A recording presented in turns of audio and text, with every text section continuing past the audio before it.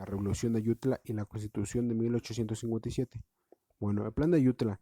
El Plan de Ayutla fue un pronunciamiento político proclamado por Florencio Villarreal con apoyo de los liberales Juan Álvarez e Ignacio Comonfort. El 1 de mayo de 1854 en Ayutla, Guerrero, tuvo como objetivo dar fin a la dictadura de Antonio López de Santana.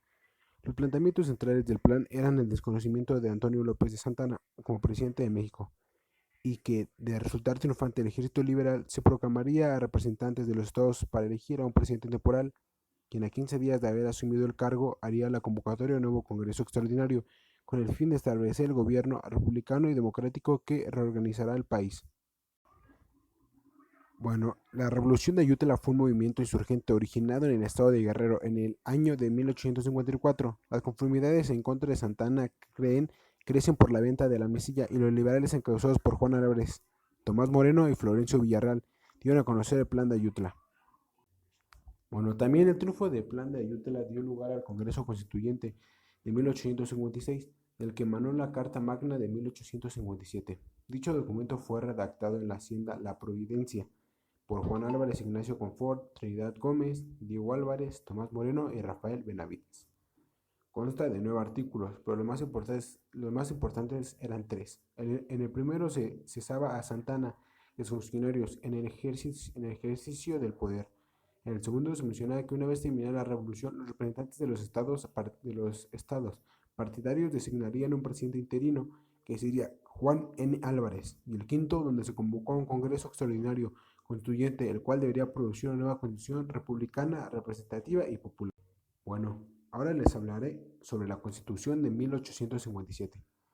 La Constitución Política de la República Mexicana de 1857 fue una constitución de ideología liberal redactada por el autor del Congreso Constituyente de 1857. Durante la presidencia de Ignacio Comonfort fue jurado el 5 de febrero de 1857, que estableció las garantías individuales a los ciudadanos mexicanos, la libertad de expresión, la libertad de asamblea, la libertad de portar armas.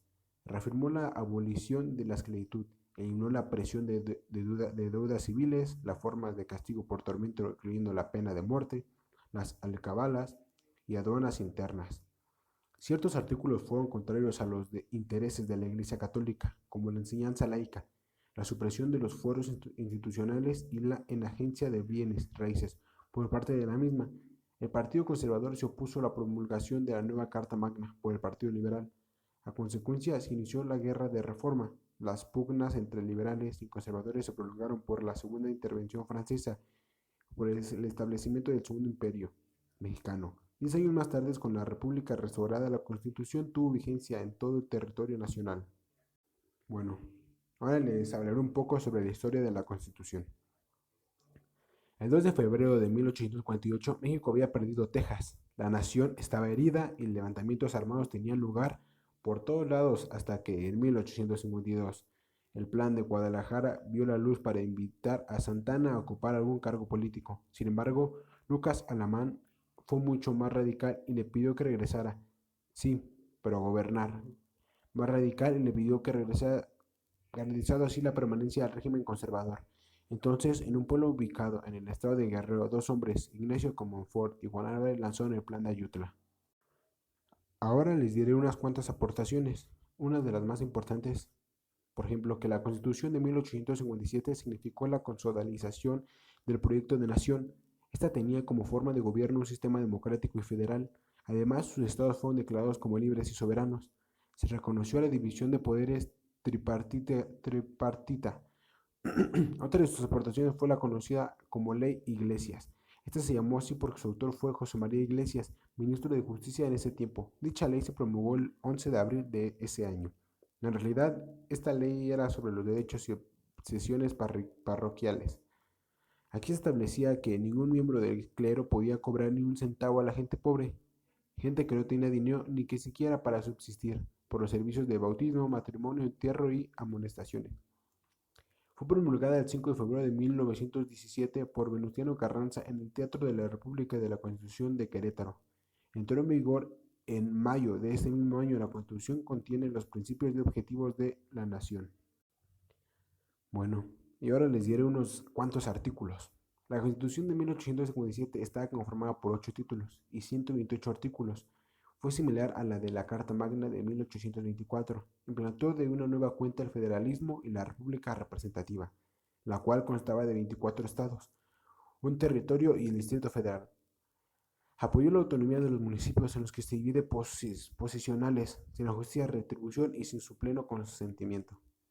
Entre los artículos más importantes, tanto como su carácter dedicadamente liberal como la conflictividad que algunos de ellos generaron, cabe destacar el número 7, que es la libertad de expresión; 10, libertad de portar armas; 12, que no se reconocen títulos nobiliarios; la 13, prohibición de fueros a personas o instituciones; supresión de tribunales, ley de Juárez; la 22, que es la prohibición de penas por mutilación, azotes y tormento de cualquier especie; y la 23, que es la abolición de pena de muerte, reservada solo al traidor a la patria, salteadores de caminos, incendiarios y parricidas, y homicidas con el grave de alevosía, premeditación o ventaja, así como delitos del orden militar o piratería.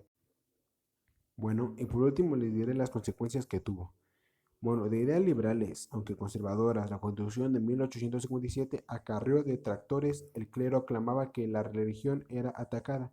La respuesta del Papa Pío IV a la promulgación de la 9, que diga a la promulgación de la Constitución del 57, que el del desconocerlas con la anulación de los fueros y títulos aristócratas. La élite política conservadora también llamó a desconocer el documento constituyente. En este sentido, algunos liberales buscaron derogar la Constitución por temor a acciones violentas de los grupos conservadores.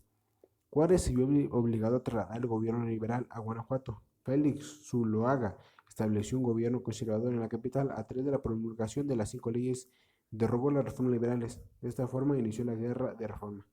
Y bueno, hasta aquí mi exposición sobre Olo Gael, el grupo 403, y yo hablé sobre la Revolución de Ayutla y la Constitución de 1857. Gracias por su atención y que tengan buen día.